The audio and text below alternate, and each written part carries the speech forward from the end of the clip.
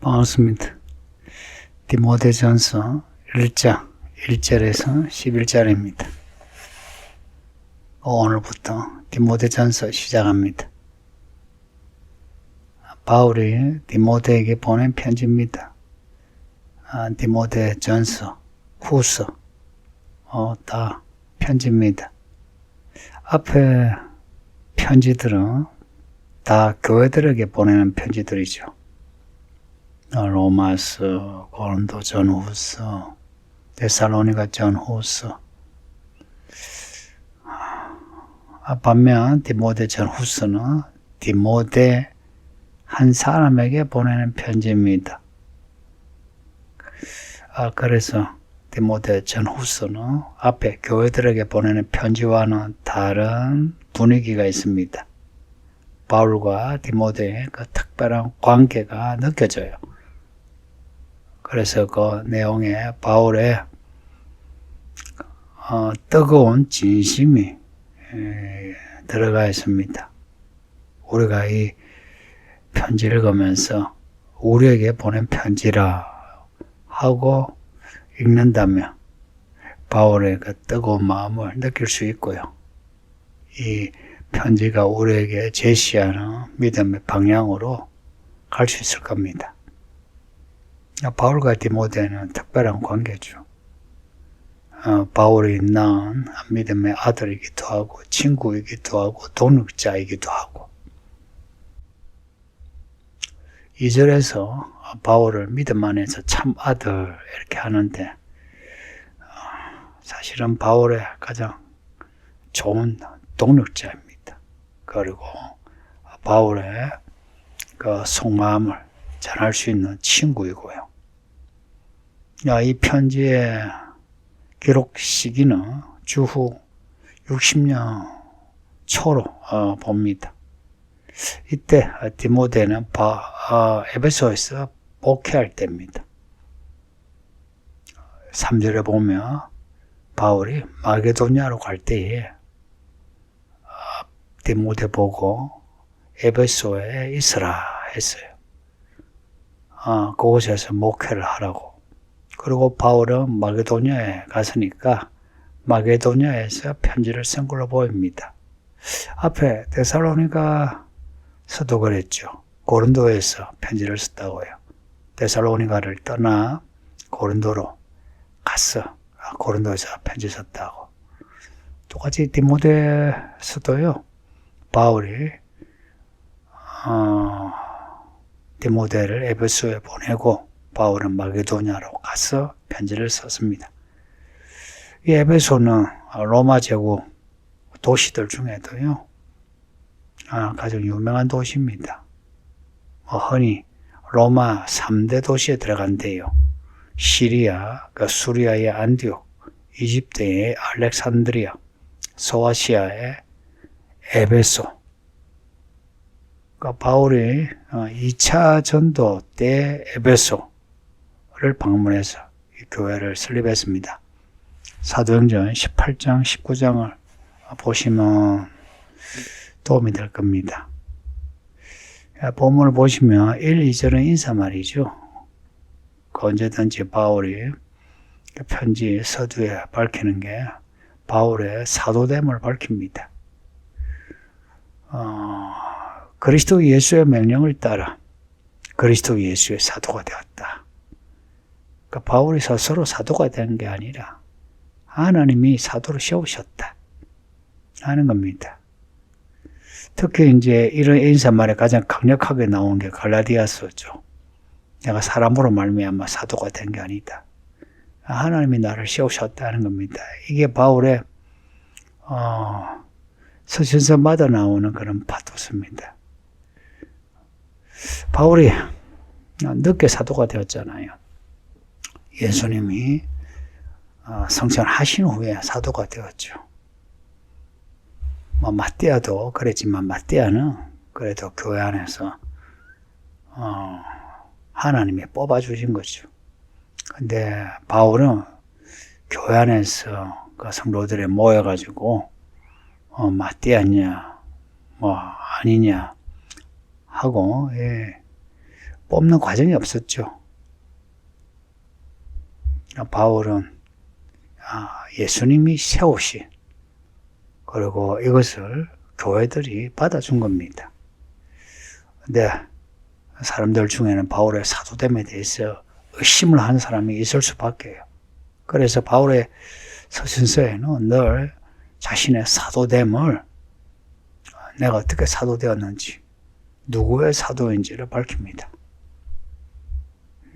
똑같아요. 저도 저의 목사됨은 제가 목회를 해서 목사가 되었지만 실은 하나님이 저를 택하시고 부르시고 기름 부으셔서 목사가 되었다 하는 겁니다.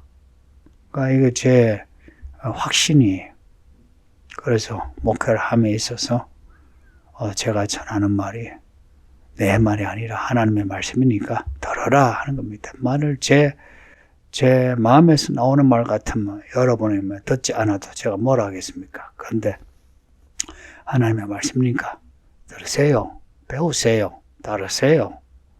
친구가 되세요. 동력자가 되세요 하는 겁니다. 2절에서 그리스도의 명령을 따라 사도가 된 바울이 디모데를 믿음의 참 아들이라고 불러요. 이 표현이 좀 강하지 않습니까? 그러니까 믿음의 아들 디모데야 하는 거하고 믿음 안에서 참 아들 된 디모데, 바울과 디모데의 그 각별한 관계를 볼 수 있죠.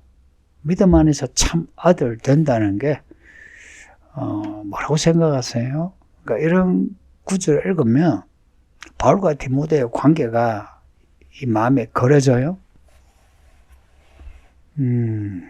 믿음 안에서 참 아들이라니까 바울과 같은 믿음을 가졌다. 이것이고요. 또 참 아들이라니까 디모데가 바울을 진심으로 따랐다 하는 것도 있고요. 또 바울이 하는 하나님의 일을 디모데도 한다는 의미가 있습니다. 여러분은 서울기능교회에서 해야 할 일이 무엇이라 생각해요? 교회 왔다 갔다 하면서 내가 종교가 기독교다, 이렇게 다니면 구원받겠지 하는 정도 믿음은 이제 초신자고요. 이제 연수가 지나면 그런 초신자에서 좀 떠나야죠. 여러분이 이 교회 안에서 해야 할 일이 뭐냐? 제가 여러분에게 전하는 이 복음을 잘 배워 참 믿음의 아들이 되는 겁니다. 제 믿음을 같이 가지고 같은 방향으로 가는 겁니다. 이거는 나이나 성별이나 경제력이나 지식에 상관없어요. 여러분이 교회 안에서 말씀을 잘 배워 믿음의 아들이 되어야 합니다. 그래서 여러분 성도들 모두가 저에게 믿음의 아들이다 할 수 있어야 합니다. 그렇다고 해서 제가 여러분을 제 수종처럼 부리는 건 아니죠. 이 믿음 안에서 참 아들이 할 때는 그 믿음이 무슨 믿음이냐는 거예요. 그리스도 예수를 믿는 믿음이죠. 고로 우리의 핵심은, 중심은 여러분이 제 믿음의 참 아들일지라도 핵심은 그리스도입니다. 그리스도를 향할 때에 저나 여러분은 같은 믿음의 친구의 동력자가 되고, 또한 여러분은 저에게 믿음의 참 아들 됩니다. 믿음의 참 아들 되세요. 그러지 않으면 여러분의 이 교회에 있을 만한 이유가 없습니다. 그리고 교회를 우리가 찾는다면 내가 믿음의 아들이 될 수 있는 교회를 찾아야 돼요. 그래야 내가 자라죠. 그래야 내가 하나님의 일을 내가 가지고 살 수 있죠. 그냥 교회만 다닐 것 같으면 교회를 옮기세요. 제가 여러분에게 진심으로 고면하고 부탁하고 명령하는 것은 믿음의 참 아들 되세요. 제가 전하는 이 복음을 잘 받아들이시고 믿음 생활을 하는 것도 배워야 합니다. 바울은 자기가 전하는 복음에 대한 확신이 있어요. 그리고 모든 하나님의 교회 일꾼은 자기가 전하는 복음에 대한 확신이 있어야 합니다. 복음하고 자기를 따로 떼어놓고 복음에서 이렇게 복음의 내용이 이러하더라고 하면 안 되죠. 이 말씀이 이러하다는 겁니다. 여기서는 독단적인 것이 아니라 복음에 대한 충성입니다. 3절을 보면 바울이 디모데에게 권하는 게 있는데 에베소에 머물라 하죠. 이유가 뭐냐? 에베소에 다른 교훈을 가르치는 사람들이 있어서 그들을 막기 위해서입니다. 다른 교훈이 뭐겠어요? 바울이 전하는 복음과 다른 복음을 말합니다. 바울이 말하는 내용과 다른 내용을 말하는 사람이 에베소에 있더라는 겁니다. 에베소에만 있습니까? 교회들마다 있습니다. 이 교회 안에서도 있을 수 있죠. 그런 사람을 그냥 두서는 안 돼요. 사랑이네, 관용이네 하고서 그냥 두서는 안 돼요. 그들이 다른 복음을 가졌다 하는 것을 드러내야 하고요. 그리고 그들을 조심시켜야 합니다. 앞에 데살로니가 후서 마지막 장에서도 봤죠. 그들을 떠나게 하라고. 그러니까 바울은 서신서마다 이런 내용을 적어요.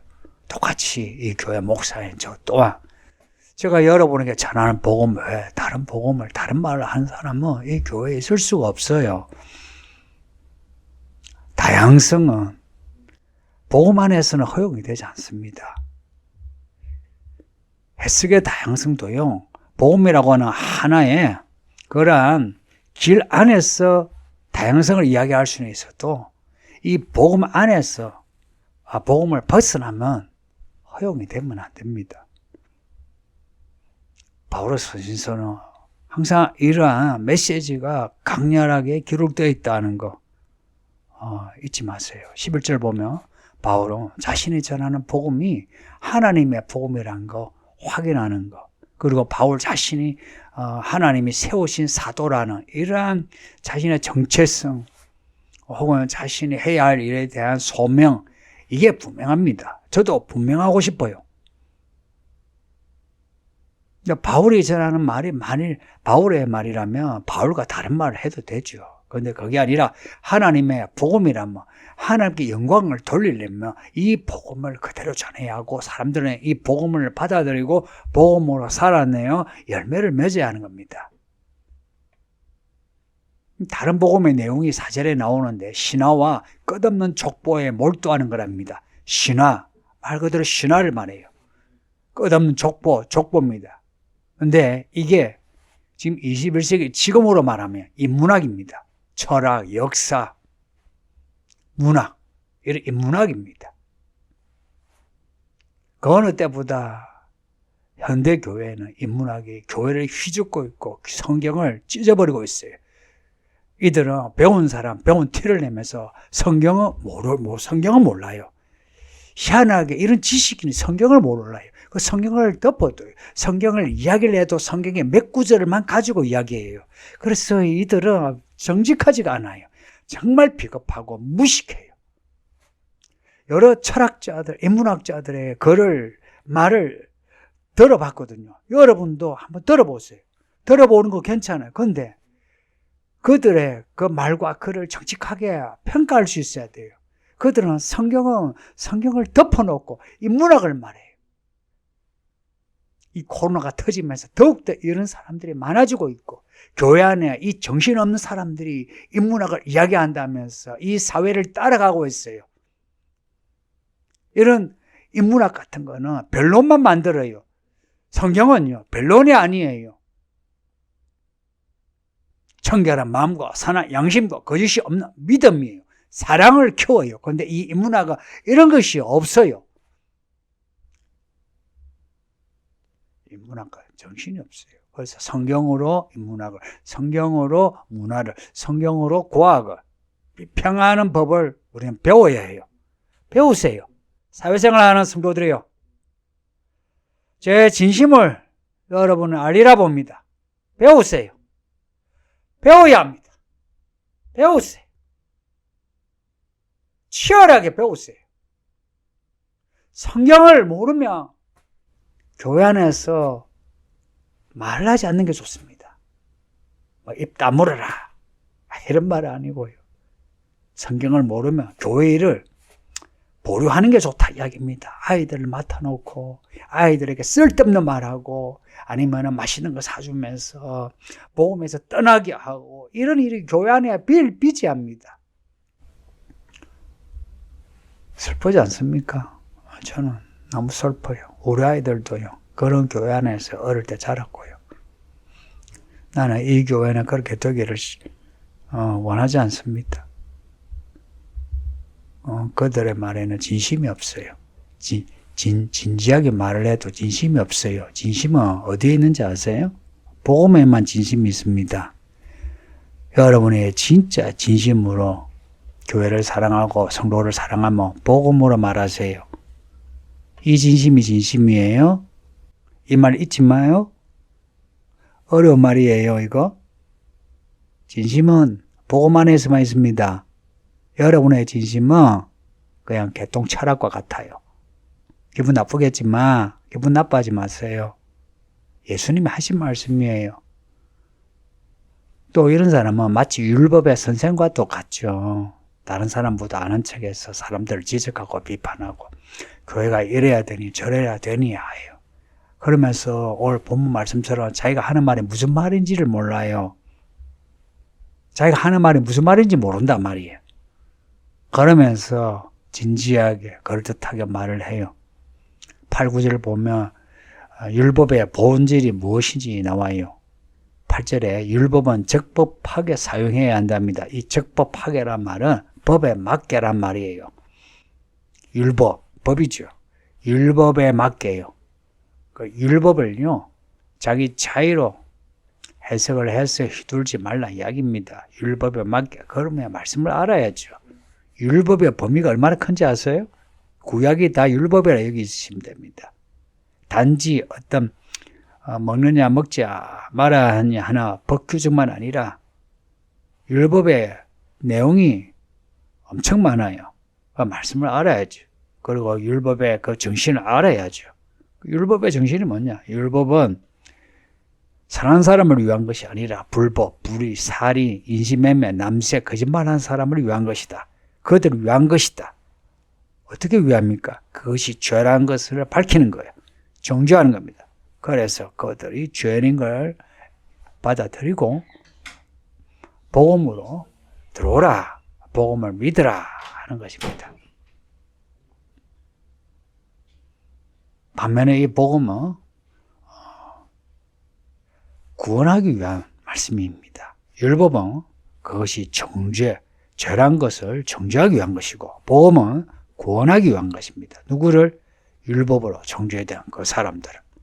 이해되시죠? 그래서 우리에게는 복음이 중요합니다. 바울이 전하는 이 말은 복음이란 겁니다. 구원의 복음. 죄인이 복음으로 인하여 구원받을 때 하나님은 영광 받으십니다. 우리가 사람 얻을 때 하나님이 영광 받으신다 이야기입니다.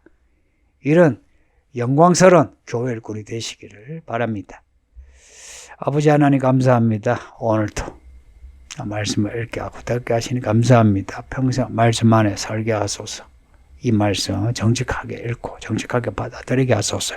이런 저런 소리를 하지 않게 하시고 이 험악한 세상에 험악한 말 가지고 본인의 믿음을 시끄럽게 하고 마음을 시끄럽게 하고 교회 시끄럽게 하지 않게 하소서. 끝까지 주의 영광의 복음을 따라 살게 해주소서. 감사하고 예수님 이름으로 기도합니다. 아멘.